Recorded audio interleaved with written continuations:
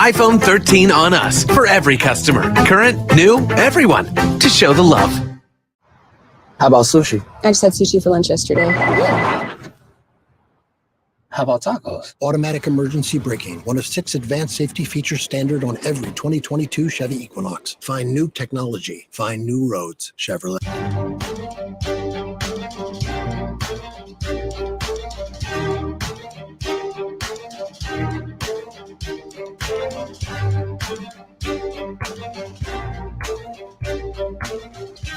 Welcome to the Black Table on the Black Star Network. I'm your host, Greg Carr. We'll devote an hour today, as we always do, to exploring ideas and subjects of general importance and special importance to African people and others fighting for the struggle to make and build a better world. Well, we are in the week of Juneteenth. For the second time in the history of the United States of America, there will be a national Juneteenth holiday celebrated. We are very excited about that here at the Black Table. In fact, so excited that we have lined up a couple of guests to help us think through the history of Juneteenth and the meaning of Juneteenth, the first of which will help us put it in an international context and help your celebrations really pop. And then we'll get into the deeper significance of Juneteenth as it relates to Texas, the history of the United States, and the future of the United States. So let's start with some basic facts. On June 19th, 1865, Major General Gordon Granger, accompanied by troops from the United States Army, by some accounts, as many as 3/4 of them, people of African descent, men of African descent, rode and sailed into Galveston Bay in Texas and issued General Order Number 3, declaring that not only was the war over, but that enslavement was over. And the following year, the first Juneteenth celebration took place. And that was on June 19th, 1866. Now, it's very important to understand that Juneteenth is folded into a constellation of Emancipation Day celebrations around the hemisphere. Usually in the Caribbean, those celebrations congeal somewhere around the first or second week of August. In other parts of the United States, certainly during the Civil War and after the signing of the Emancipation Proclamation, January 1st became a very important date after January 1st, 1863, of course, and throughout the South, as Juneteenth spread into Oklahoma and Louisiana and other places. Sometimes that date might fall later in the month of June or even in July or August. And all of these together are emancipation celebrations that talk really about the long freedom struggle of people of African descent. And of course, in Texas, we saw Juneteenth, thanks to a brother, Representative Al Edwards, become a state holiday in 1980. But of course, we're talking about it now in the context of the United States and a federal holiday, because in May 2020, George Floyd lost his life in Minnesota. But what many of you know, because we know our brother Roland Martin, the founder and leader of the Black Star Network, graduated from Jack Yates High School, as did George Floyd. What many of you may not know is that Jack Yates, the high school that Roland graduated from, that George Floyd graduated from, Felicia Rashad, Debbie Allen, so many others graduated from, that school is named for Jack Yates, a formerly enslaved African who came to Texas, like George Floyd's family did, from North Carolina, and was one of the formerly enslaved Africans who bought land and in 1872 created Emancipation Park, where the first Juneteenth was celebrated in Texas, in that part of Texas, in Houston. Well, when George Floyd lost his life in May 2020, the Great Reckoning began to flood into the streets of the United States and around the world. 2 years later, or actually a year later, the President of the United States on June 17th, 2021, created a Juneteenth holiday. I was actually there for that bill signing, and nobody believed that there would have been a national Juneteenth holiday had people not been out in the streets for a whole year before. And this little kind of symbolic gesture opened up a new conversation around race and around power, around enslavement, around national memory. And so today, we couldn't think of anyone better to think about Juneteenth, the rituals of Juneteenth, the significance of Juneteenth, than a sister who enters this conversation from a very unique point. She is a naturopathic doctor, physician. She is an entrepreneur and institution builder. She is a 5-generation herbalist. She is a remarkable thinker, institution builder, cultural worker, and Dr. Sunyatta Amen, who joins us now. And in addition to everything else, she is the TEO of Calabash Tea and Tonic, an institution here in Washington, D.C., and through the internet worldwide. She's going to help us think about Juneteenth in a very special and very specific way. I want to bring her to the Black Table and welcome her. Welcome, Dr. Amen. Thank you, Dr. Carr. Thank you for having me. I'm so honored to be here with you. Yes, no, I mean, thank you. I mean, we have a lot of Next week we'll talk to Gerald Horn, our friend Gerald Horn, who's going to walk us through the history of Texas and Juneteenth and all that. But today we were like, okay, everybody's going to be celebrating. And of course, our people have been celebrating all along in Texas with the barbecues and the foot races and the pageants and the games. But the food is significant in all human rituals. And people now who are stumbling around in the stores trying, I want to celebrate Juneteenth, or I want to honor Juneteenth. What do they eat? I mean, what do they do? We said, let's get Dr. Amen to talk about this, because you published recently an article in the Washington Post. Actually, I guess it was last week, where you talk about the significance of some of the Juneteenth foods as they relate to the celebration and the culture, and particularly the concept of these red foods. But we want to talk about that in the next segment. What I hope you'll share with us today in this first segment a little bit is more about yourself. I mean, we know you obviously from a lot of work, whether it be CNN or the Washington Post, whether all the institution building you've done, your president. But tell us a little bit about Dr. Sunyatta Amen. Wow. What an intro. I appreciate that. I am a 5th generation herbalist and a descendant of Maroons, 2 sets of Maroons. Maroons from the Great Dismal Swamp here in the United States, and Maroons that are Jamaican. And I believe that kind of puts me in like this really awkward, strange space of being a cultural custodian. And as much as I tried to run from that as a young person, I was like, I don't want to do this work. I mean, I grew up in a health food store. My dad is an ethnobotanist by training, who also trained in Cuba in school there, at university in Cuba at a time when Cuba was extending invitations to high school and college students to come there for university. And the last thing in my life I wanted as a young person was to do this work, was to be an herbalist, was to, be centered in building community. And I know that may sound strange, but when your parents are activists, it's like, oh, here we go, another march. Or I hope you don't mind, because I know we had you a couple of years ago talk to the freshman class at Howard University, and 1,500 students that you talked to. I mean, everybody was wrapped in attention, and their parents and their parents' parents know your family, because it wasn't just any health food store, it wasn't just any herbal store. Say a little bit about that practice that you were literally born into one of the most important institutions, not only in New York City, but really in the diaspora as it relates to this work. Could you say a little bit more about growing up in that particular store and what that work looked like? I was definitely the free labor in my parents' shop. And that's to say that's what community is about. A lot of times the spirit of entrepreneurship is the seeds are sown. And that's what we talk about when we talk about self-sufficiency and revolution and freedom as is celebrated during Juneteenth is our connections to our community, our business community, et cetera. I mean, that's where we see the dust ups, right? Like in Oklahoma, in Tulsa, and, is in North Carolina is when we are connected through business. And so growing up, as I said, not realizing how pivotal my parents and the folks that continued that work would be in Harlem. My dad opened in the early 70s a place called Black Pyramid. I guess Pyramid wasn't Black enough. I don't know. Well, either way, it became legendary. When you say Black Pyramid, certain people start, oh, really? Oh, yeah.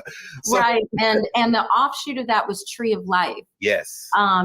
And so my dad's partner and my dad and my cousins sort of shifted that focus into a full-fledged bookstore. They figured, if you're feeding people's minds, you're going to feed their bodies. There has to be this shift in consciousness.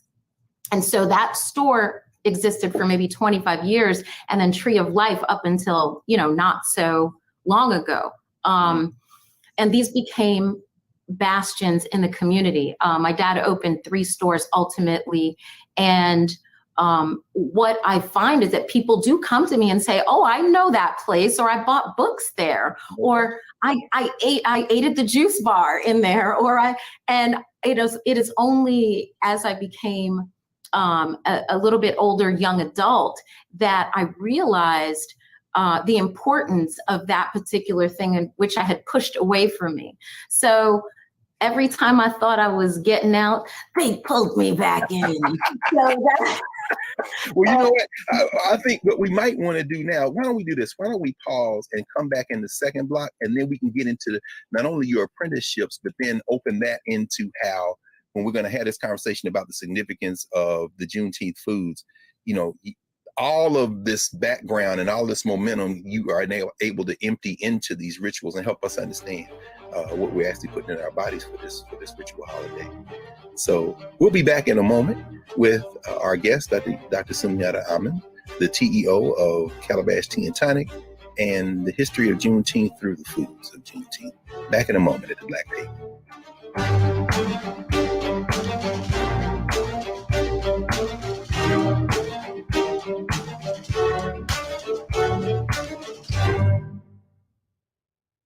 Love our new Alexa. It's a Buick. Yeah, Alexa. Buick. Alexa. It's a Buick. It's an Alexa. It's a Buick. It's an Alexa. Coach, that's a Buick. That's an Alexa. The Buick Enclave with available Alexa built-in. Pull up a chair, take your seat. The Black Table with me, Dr. Greg Carr, here on the Black Star Network. Every week, we'll take a deeper dive into the world we're living in. Join the conversation only on the Black Star Network. Verizon just gave us all a brand new iPhone 13. We've been customers for years. I thought new phones were for new customers. We got iPhone 13s too, switched to Verizon 2 minutes ago. Ours were busted, and we still got a shiny new one. Check it out. So wait, everybody gets the same great deal. I think that's the point. iPhone 13 on us for every customer. Current, new, everyone. On any unlimited plan, starting at just $35. All on the network more people rely on.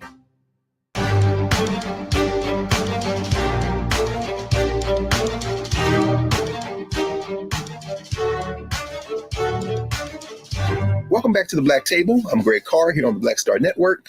And Dr. Amen, our guest, Sunyatta Amen, when we paused, you were telling us how you tried to get out, but they pulled you back in. I love I've seen you lecture and have interaction with audiences where you talk about, that apprenticeship literally stained your fingers. I mean, you're working in talk to us a little bit about I was the golden seal girl. I was the person in charge of bagging, ginger and golden seal and turmeric. And so sometimes I'd go to school and my fingertips would be like yellow or red. And people are like, what the heck kind of thing are you doing? Do we need to call children's services? What's wrong with this child's fingers?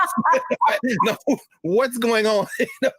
Well, even the other students were like, I think, I heard that she's that, they got some stuff in there. They got roots. They got roots. Oh Lord. So they had you pegged for a witch as a child. But I never, students always talk about this when they mention you. They say, you told them you almost never got a cold or never got a cold. I still have yet to remember a cold I got or sick in any capacity. My classmates would get full blown, chicken pox, different things that go around. I just never got sick. And I attribute that to probably breathing in all those fumes of things as the child labor. Right now, the folks who work at Calabash with me never get, and they don't notice it until I said, did you notice that you haven't been sick this whole year? And they're like, oh, you're right. And I'm like, you're welcome. But exactly. I mean, but and then of course you go on to get professional training. You are a licensed naturopathic physician. And I think about the fact that you always talk about decolonizing our tongues. And part of that is restoring us to our natural health. I mean, people think, well, I eat this because it tastes good.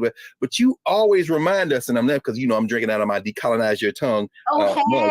I got a rep, I got the maroons. Oh, the maroons. Look, I started to rock my original Maroon 5 joint because I know we're going to talk about that a little bit later in terms of foods of resistance. So even now, but you know, you're constantly reminding us that what we put in our bodies, you know, makes all the difference. And so, you know, could you talk to us a little bit about the significance of food in the body, and particularly for people of African descent, as we begin to think about those formerly enslaved people who never stopped practicing health with the foods that they ate? Absolutely. I'm so glad you brought this up. And so many of your students, by the way, from Howard come into the shop all the time and they say, Dr. Carr said, you're a whole witch. And I'm like, thank you. And the way that that relates in the decolonizing of our tongues is reclaiming lots of the things that are our traditions, that it is possible that we still say, we say, oh, that child, he's been here before. Oh, I saw a butterfly. That's my grandmother coming back to tell me something. I mean, we have symbolism, we have connection to nature. And within that, you know, during the MAFA, during the Holocaust of being transported, millions of us in that transatlantic slave trade, as enslaved people, one of the ways that we could connect to home was the knowledge of herbal medicine, the fact that nature, not just the herbs, but nature itself connects us mind, body, and spirit to who we really are at our essence. And that's why the food is so important, because that's the way we connect internally with the way we relate to nature.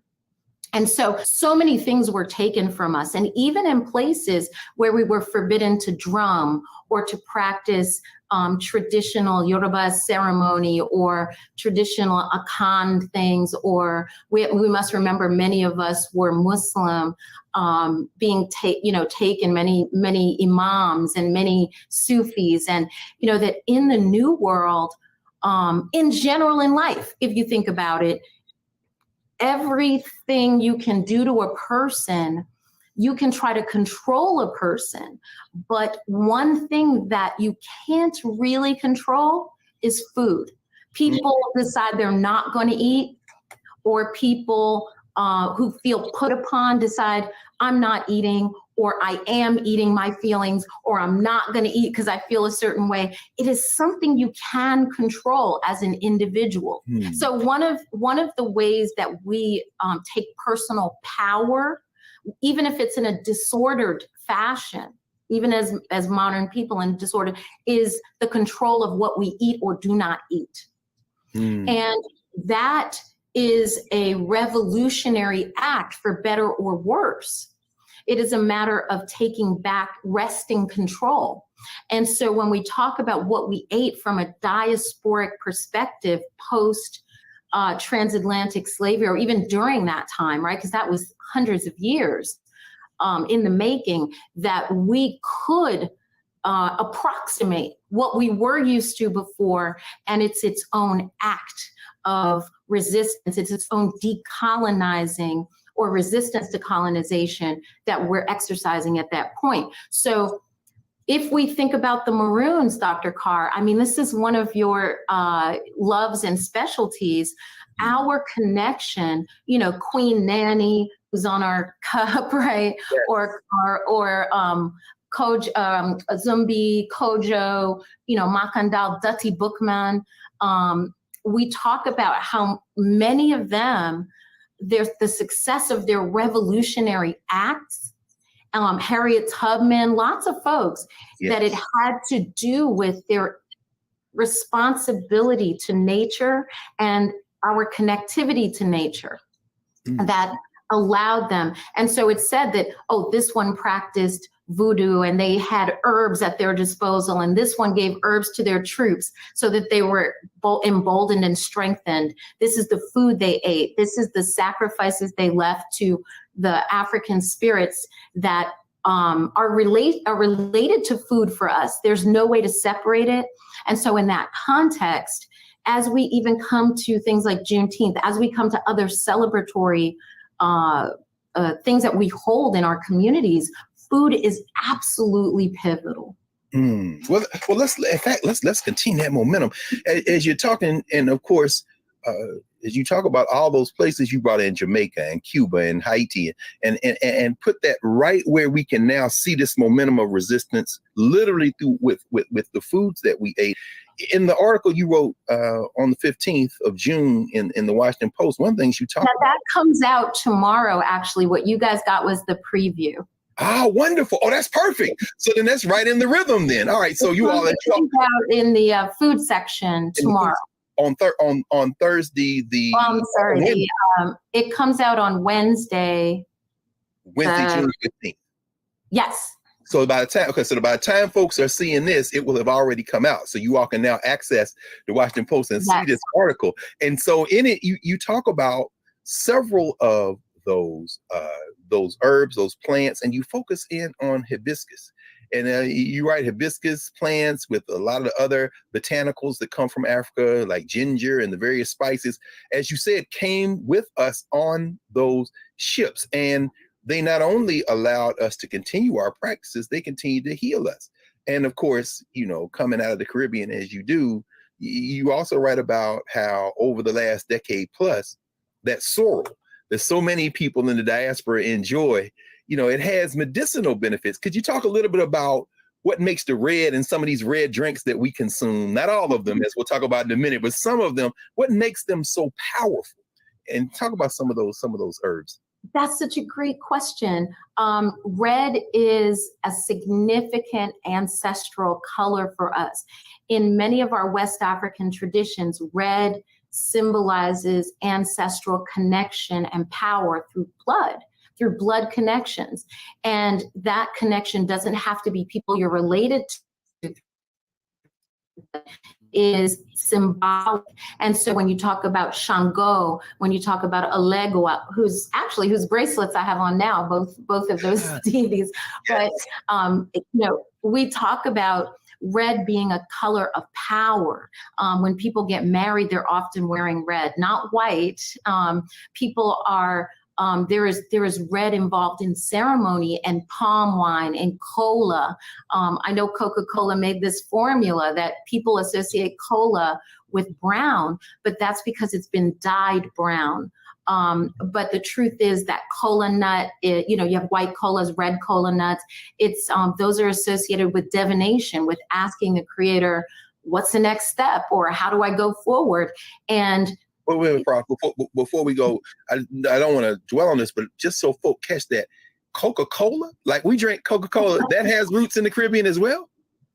I mean, this has roots in Africa. Wow. And, when we talk about a drink like that, we're talking about the fact that it's dyed brown from sugar product.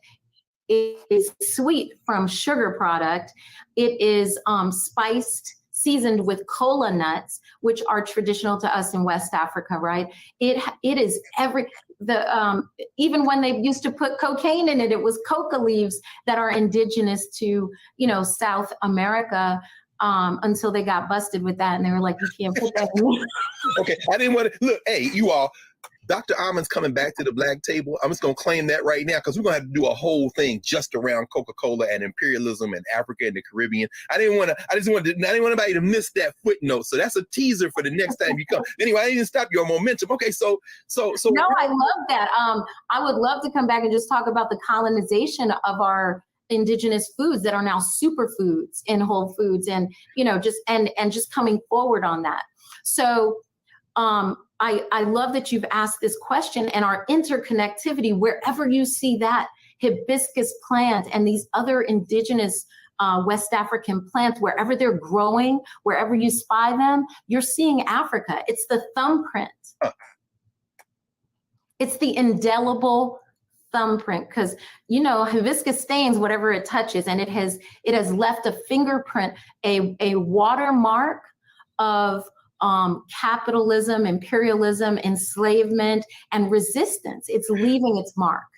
Well, you know what then? I think that's actually a perfect place for us to pause. And when we come back in our next segment, let's pick up with that red drink. Because just like Juneteenth, I've heard a lot of debate and discussion saying, well, Juneteenth belongs to us as Black people. It's not American. It's not everybody in America. It's enslaved people. And then people say, well, Juneteenth isn't part of the Caribbean. It isn't part of Africa. We are African Americans. Well, just like you said, anytime you see that red, you see us wherever it is. Anytime you see Juneteenth, you see liberation struggles wherever they are. So that's perfect. When we come back in a moment with you, Doc, we're going to pick right up and ask you about that red drink. We're going to ask you about not only its significance, but where we see it, how it connects to Juneteenth, other red drink options.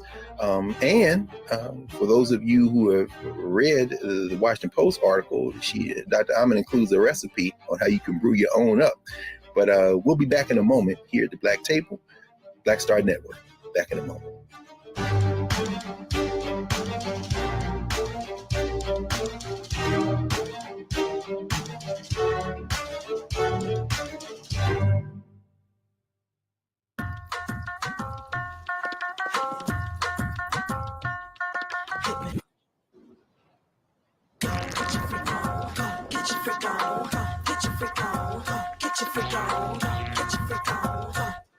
Verizon just gave us all a brand new iPhone 13. We've been customers for years. We got iPhone 13s too. Switched 2 minutes ago, literally right before this. iPhone 13 on us on any unlimited plan for every customer, with plans starting at just $35. All on the network more people rely on. Love our new Alexa. It's a Buick. Yeah, Alexa. Buick. Alexa. It's a Buick. It's an Alexa. It's a Buick. It's an Alexa. Coach, that's a Buick. That's an Alexa. The Buick Enclave with available Alexa built-in.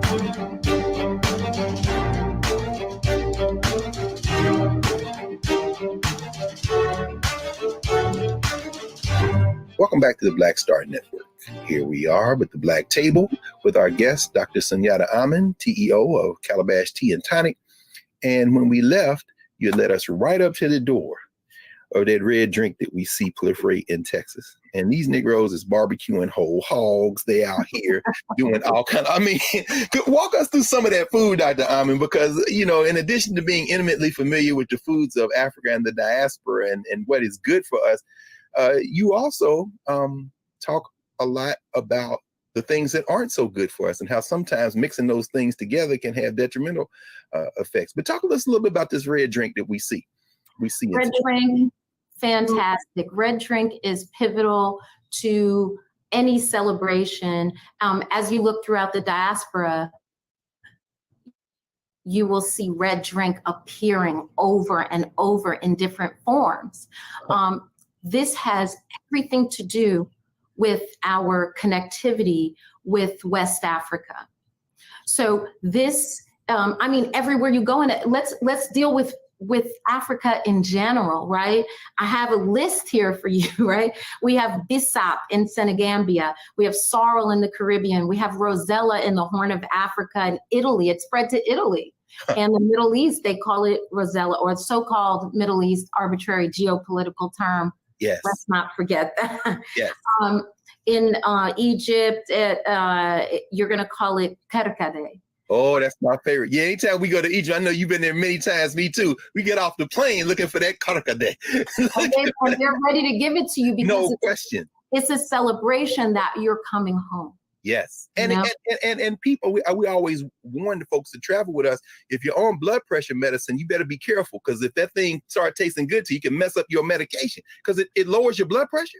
It certainly does. It's a vasodilator. It opens the blood vessels and it releases heat from the body. It's a coolant, as they call in an herb. There are certain herbs that are coolants. And so this throws heat off of your body. And that's one of the reasons why it remains popular in tropical and subtropical regions.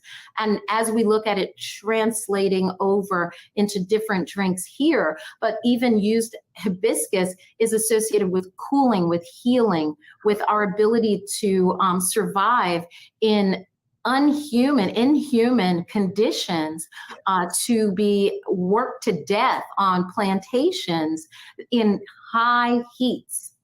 So I still have some more. Yeah, I don't want to interrupt you. So some of these other regions, like what's the name? What other names do we have? So in Central America, it is called agua fresca de Jamaica or Jamaica. And so it's called Jamaica because that was one of the main landing points of hibiscus and other herbals. And I assert that not just because my parents are Jamaican, but I assert that there's a history of maroonage in Jamaica and that connection from Queen Nanny and Cudjoe and all these other folks. And when we talk about their mastery of herbal medicine is because it was one of those places where the drum still existed and our connection to traditional spirituality, which includes herbal medicine. There's no way to separate it. So we also have in Brazil, we have vinagrera. It can be found everywhere. I mean, you see it over and over again. And as you mentioned, Dr. Carr, things that are great for us and some things that aren't so great. Hey, there's life. So yeah, wow. And then so then the folks brewing that red drink in whatever form they brew it in Texas, celebrating Juneteenth, are cousins with all these other folks. We are all cousins. When we talk about Black food, I prefer that than African American food. We could definitely talk about things that are specific to African American cuisine. But we need to remember that we are one family, and you'll see these themes over and over again. And it's an opportunity for us to understand each other and create those linkages, to link back. We were separated. It just depends on where those ships landed and, having been stolen from another place. And so we are also very connected. It's amazing. So when we think about that, like barbecue, Dr. Carr, you mentioned barbecue for Juneteenth. Yes. The very word barbecue comes from the Arawak, the native Caribbean, of which, the Carib Indians, as we will call them, right? Carib Native American people, Arawak. Their word for barbecue is barbacoa. And so that's where the word barbecue came from, or barbacoa. And so we can't separate at all. Like there's no way to separate our intrinsic relationships with Native American people that we interblended with, literally, and then also from each other as descendants of African, stolen folk. So, oh man, I'm just so excited thinking about this because so many of us don't realize as Black people how connected we are and how far back those traditions go. You wrote about all that red food that is associated with Juneteenth: strawberry pie, barbecue, red rice, watermelon. Watermelon is so important to us, and watermelon's gotten a bad rap, Come on, redeem watermelon for us, Dr. Amen, today. Don't be ashamed of that watermelon, y'all. There are people who say they won't eat it in public around mixed company. In mixed company, they will not eat it in certain settings. I've seen people eat watermelon with a knife and fork, my hand to God. If they're I know. You petty bourgeois Negroes, put that knife and fork down and eat like your mom and them used to eat that watermelon. Why is watermelon so important, Dr. Well, here's the thing. Fair enough, right? Chicken and watermelon became associated with us in a very negative capacity. And in the framework of that, I think personally that foods that we eat with our hands became villainized. So, things with a bone in it, things that we pick up and eat, it seemed déclassé because you're not using continental table manners, with a knife and a fork, which is more of us decolonizing our tongues, pushing away from that and using our hands, learning to eat fufu, learning to eat collard greens, picking it up. You go to some place in the South, people say it tastes better when you pick it up with your hand. No, that's and right. That's because that's the way we traditionally eat. All over the world, people do that, and so when we look at our traditions of red foods, red velvet cake and red punches, you go to the Caribbean, you got fruit punch served to you when you first get off the plane, just like you do in Africa. You get the kerkade, you get the sorrel, you get the bisap. In the South, we have our own traditions, and parts of my family that are from North Carolina went to Texas. And so you find that interconnectivity of people back and forth, where red is a celebration. It says joyful resistance. It says we are still here and we deserve joy. And in the context of that, commercial enterprises like how we mentioned Coke and other makers of soft drinks and hard drinks, right? So non-alcoholic and alcoholic drinks really started to recognize these Black folks like this red drink and red foods. Yes. Let's see how we can color things with as much red as possible, whether it's candies and the Skittle and the, all of this stuff, the red sodas, Big Red and Kool-Aid. Oh my God. You're hitting too close to home, Doc. You're hitting too. I mean, as a child, I'm thinking about Red Hots. I'm thinking about those. In fact, it got so bad that we used to go to the store and we would ask for the candies and the Kool-Aid by the color. Just give me the red. You want the red or the? So are you telling me that this is deliberate? This was a deliberate marketing campaign. Well, think about the fact, Dr. Carr, that we don't describe it as a flavor. No. It's not cherry and it's not strawberry, and it's not hibiscus flavor.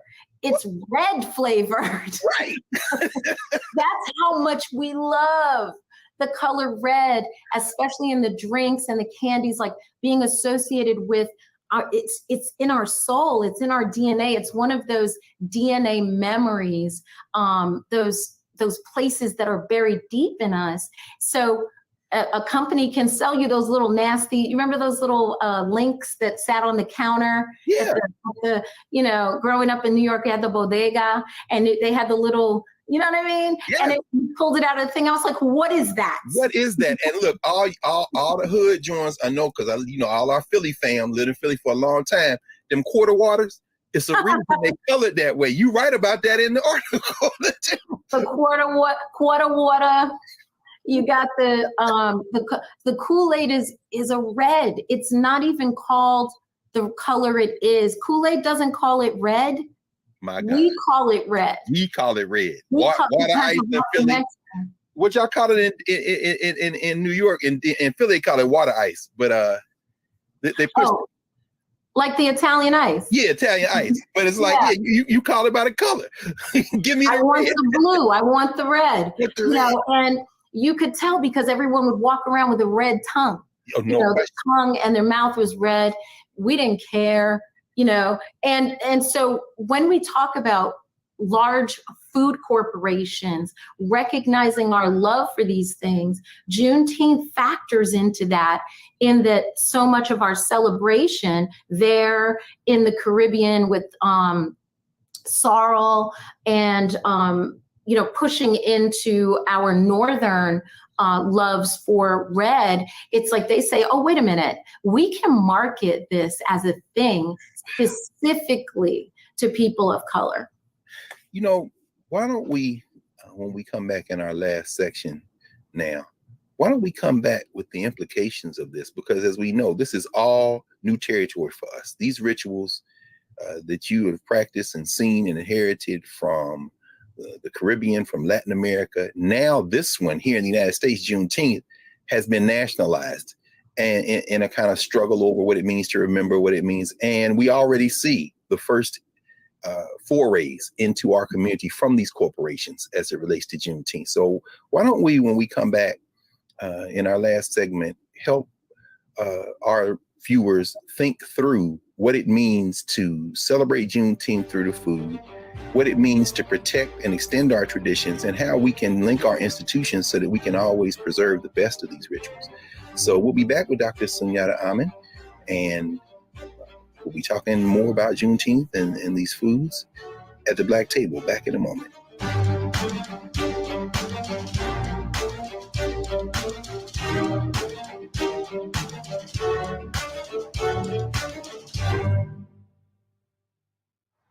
How about sushi? I just had sushi for lunch yesterday.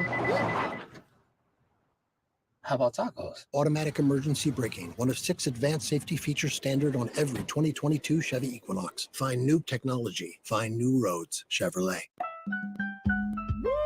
We're all impacted by the culture, whether we know it or not. From politics to music and entertainment, it's a huge part of our lives, and we're going to talk about it every day right here on The Culture with me, Faraji Muhammad, only on the Black Star Network.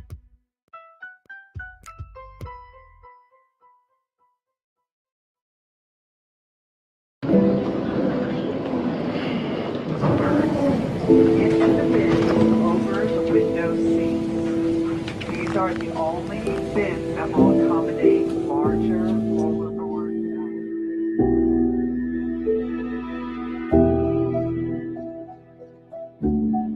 They put 10 in here? 10, and you don't come out till you die. You eat him, you eat 10. Oh my God.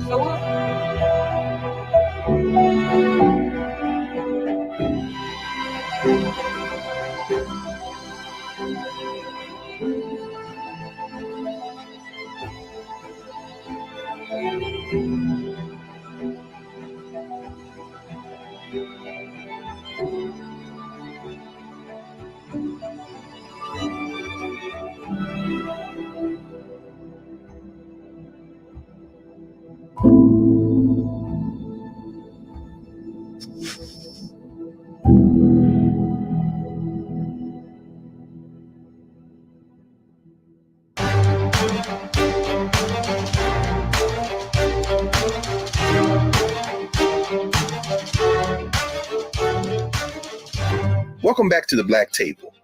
Greg Carr here on the Black Star Network, and we are honored today to be joined by Dr. Sunyatta Amen, who is really helping us think through not only the history and meaning of Juneteenth, but the rituals, the foods, the icons, the shrines, the totems, everything culturally that is connected not only to that holiday, but it connects us as people to the best in our traditions. Dr. Amen, we're now both witness.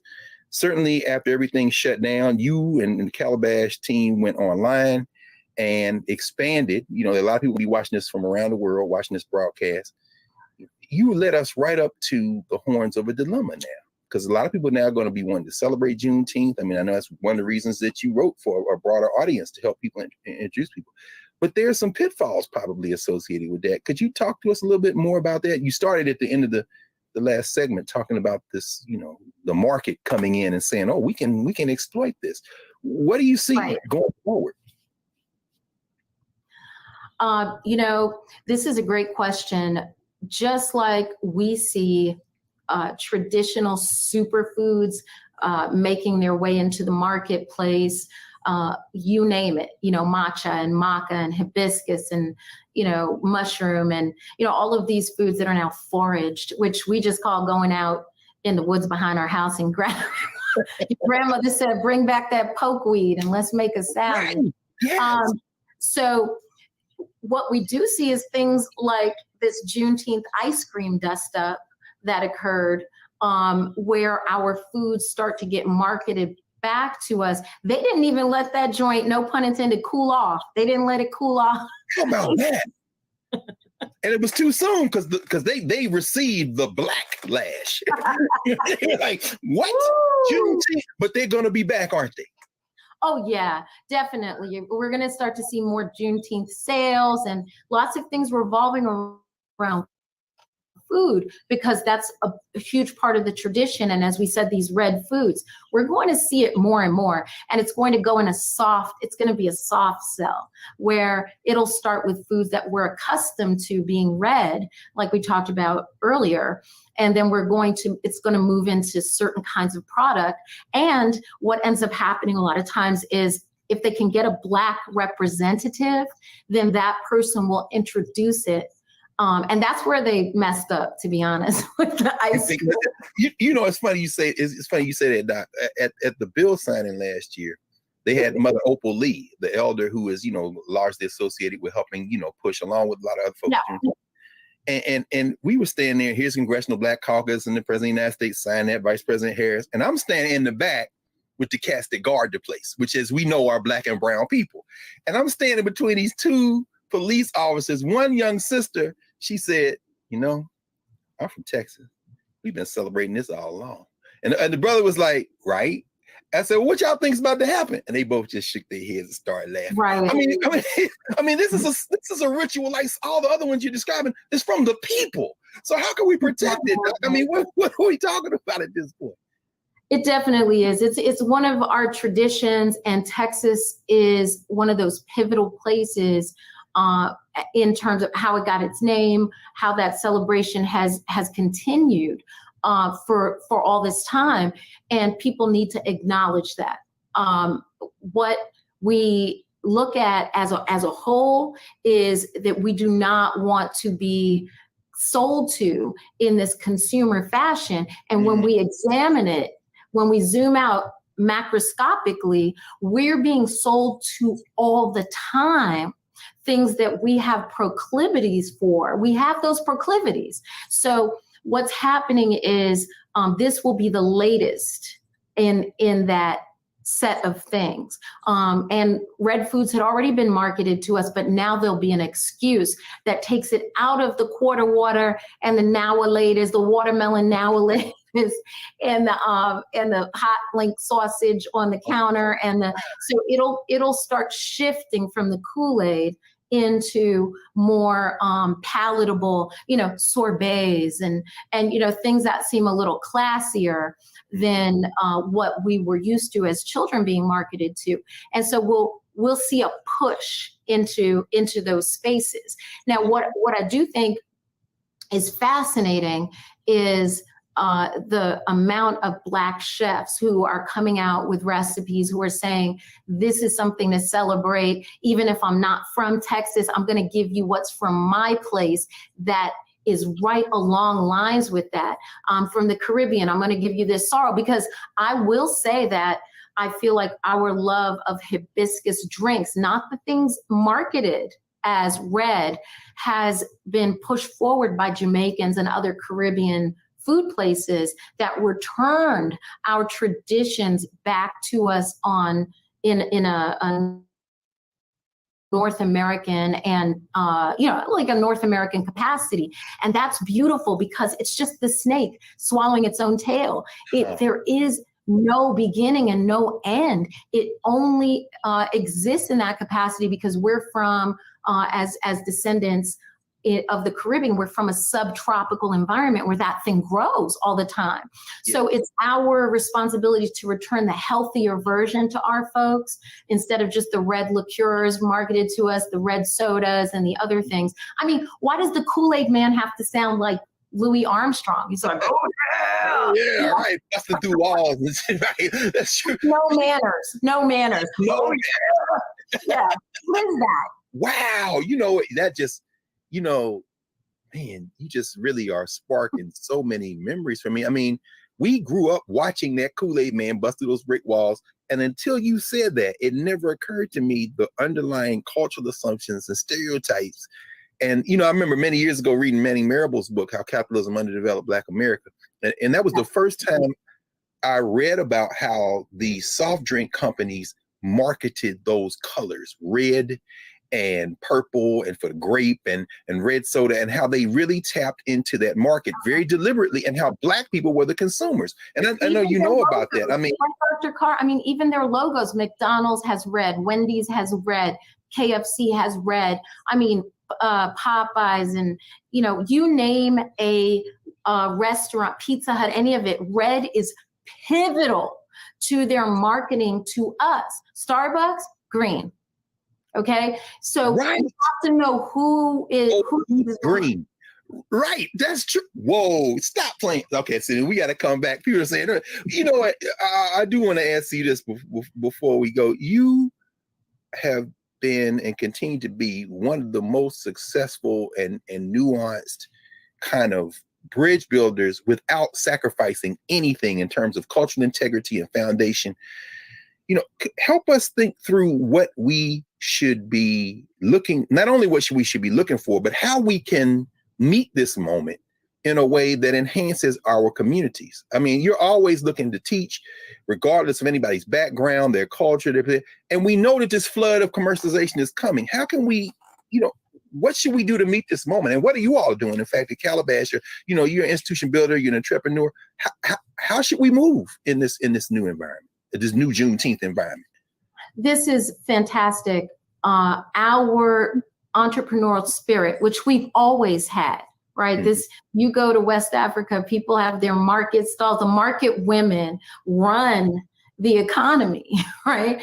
And so when we talk about reclaiming recipes, let's call it that, reclaiming our recipes, the ingredients themselves, all of these things that are being sold and will be sold as heirloom grits and heirloom so-and-so.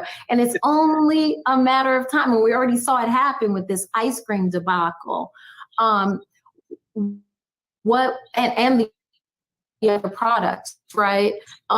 What we have to do is decide to be those entrepreneurs, even in our own homes, reclaim the recipes, make these recipes, make them healthier versions of what we love, the same seasonings and such, but let's not cook something until it's with an inch of its life. Like, make things more fresh, use the same season. And this gives us an opportunity to lower our blood pressure, avoid sugar and diabetes issues, our risk for cancer, et cetera. This is imperative because good health is not only your birthright, but it is also a revolutionary act. Yes. And as much as I fought this as a child, I am now getting it. Listen, y'all, here we are on the verge of the Juneteenth holiday. I don't think, with the producers, we were talking before, and, they said, let's move this to the first of our 2-part conversation on Juneteenth. And, thank you for doing this, because it's going to be a lot of celebration. It's going to be a lot of noise. But when you watch this hour that we've spent with you today, this just resets the paradigm. It just strengthens us. And ultimately, our health is a revolutionary act, huh? It absolutely is. It is intrinsic to our joy. And if it is true that every American citizen is due life, liberty, and the pursuit of happiness, our being able to live is pivotal to that entire flow. Otherwise, our quality of life is compromised. And that is a deliberate act with corporations. It's a deliberate underpinning of enslavement for so long, and what we were forced to eat, what we had access to. Now we're at the place where we want to make sure that we do the best we can for ourselves to increase our life and well-being. Yes. Well, how can we continue to do that with you and with your team at Calabash? I know one of the things that you and I are involved in, building out the narrative platform, some other work we're doing, is we've been reading and discussing the work of Octavia Butler. And I know one of the new T's you've introduced is Octavia Butler at Calabash.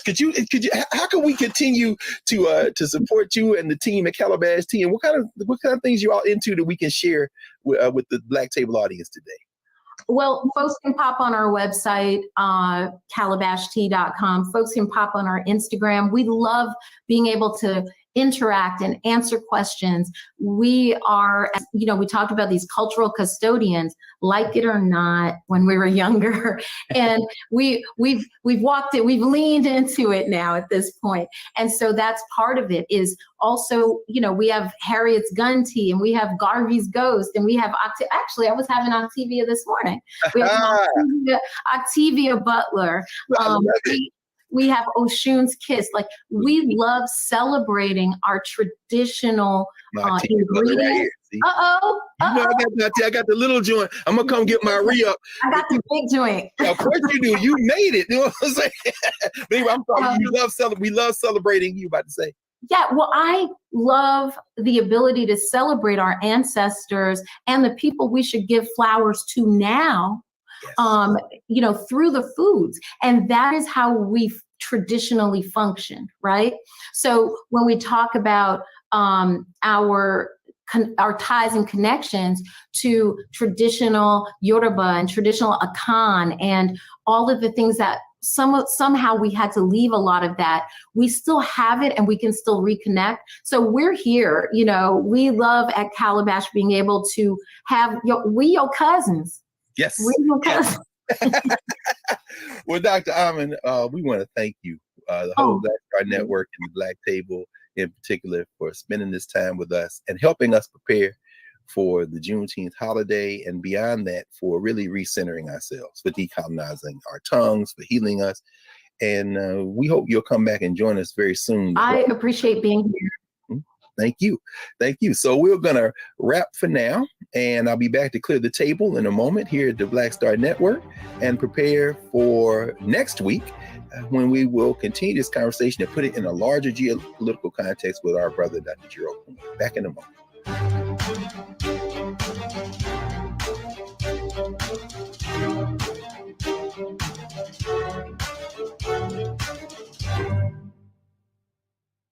How about sushi? I just had sushi for lunch yesterday. How about tacos? Automatic emergency braking, one of 6 advanced safety features standard on every 2022 Chevy Equinox. Find new technology. Find new roads. Chevrolet. It's time to be smart. Roland Martin's doing this every day. Oh, no punches! Thank you, Roland Martin, for always giving voice to the issues. Look for Roland Martin in the whirlwind, to quote Marcus Garvey again. The video looks phenomenal, so I'm really excited to see it on my big screen. Support this man, Black Media. He makes sure that our stories are told. See, this difference between Black Star Network and Black-owned media and something like CNN. I got to defer to the brilliance of Dr. Carr and to the brilliance of the Black Star Network. I am rolling with Roland all the way. Honored to be on a show that you own. A Black man owns the show. Folks, Black Star Network is here. I'm real revolutionary right now.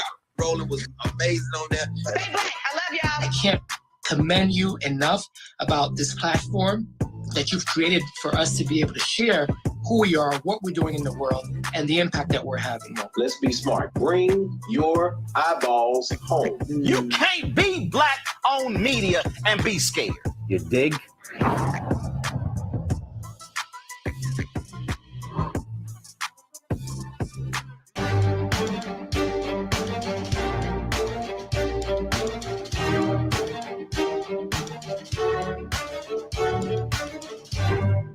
Welcome back to the Black Table on the Black Star Network. I'm your host, Greg Carr, and we've spent the last hour with Dr. Sunyatta Amen, physician, herbalist, institution builder, entrepreneur, and she's given us a master class on not only the ritual we call Juneteenth, but the deeper significance of how people of African descent use the foods of Juneteenth, connecting them to the foods of Africa and her diaspora as revolutionary acts of self-preservation. One of the things that when you visit Sunyatta's store, when you visit her institution, Calabash, when you walk in, anyone who greets you will say, "How can we heal you today?" Well, as I said at the beginning of the show, when George Floyd became an ancestor and transitioned to the ancestors, a lot of people didn't know that he had come from Texas, from Jack Yates High School. Jack Yates, one of the founders of Juneteenth in Houston, who had come from North Carolina, like Dr. Amen's ancestors, like George Floyd's own mother, and that they connect to a long and large arc of Maroonage and resistance. Juneteenth is a ritual of resistance, a revolutionary act. And so we wish everybody a happy Juneteenth holiday.